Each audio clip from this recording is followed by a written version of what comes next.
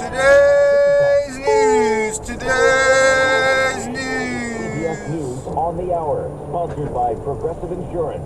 I'm Deborah Rodriguez. Iran is rejecting a call by Britain, France, and Germany to refrain from retaliatory attacks on Israel over a pair of high-profile assassinations.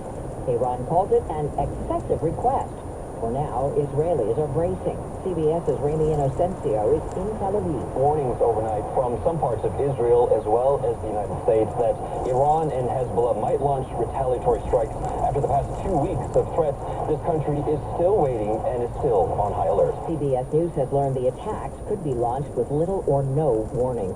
In a live-streamed interview on X, former President Donald Trump told Elon Musk he knew Vladimir Putin had his sights set on bringing Ukraine back into the Russian fold. I know Putin very well. I got along with him very well. He respected me, and it's just one of those things. Ukraine's army says it is now in control of more than 400 square miles across the Russian border in Kursk, site of key Russian military bases.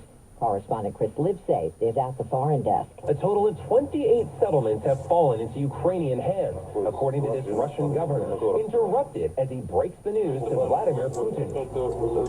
Leave the numbers to the military, the Russian president says. Ukrainian President Volodymyr Zelensky counters that peace will only come if the Kremlin is forced into it. Forecasters are warning of widespread flooding and possible landslides. The tropical storm Ernesto closes in on Puerto Rico and the U.S. and British Virgin Islands. CBS News meteorologist David Parkinson says the system could power up to hurricane strength after that. As the storm begins to pull away on Wednesday morning, it's going to be racing north and eventually make its way up towards Bermuda by Saturday into Sunday. Minnesota's Ilhan Omar faces a primary challenge today by a former Minneapolis city councilman. Two other members of her progressive congressional group lost to challengers backed by pro-Israel groups.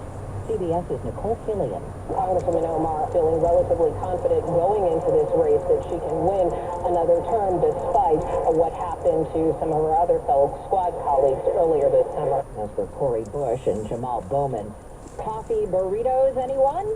Starbucks has just appointed Brian Nichols, who heads the Chipotle chain, to turn around business at its Java joints and contend with activist investors. The Seattle-based company has already ousted CEO Laxman Narasimhan, who was appointed chairman a little more than a year ago. Wholesale inflation rose less than expected, 0.1% in July. This is CBS News. Well, that's today's news. I didn't hear any good news, did you? I didn't think so. I guess it's all about perspective. The glass is half full.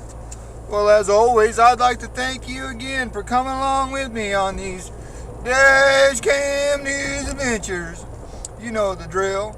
Peace, love, and all that hippie jazz. Bye-bye, everybody. It's 55 degrees in Oakland, California.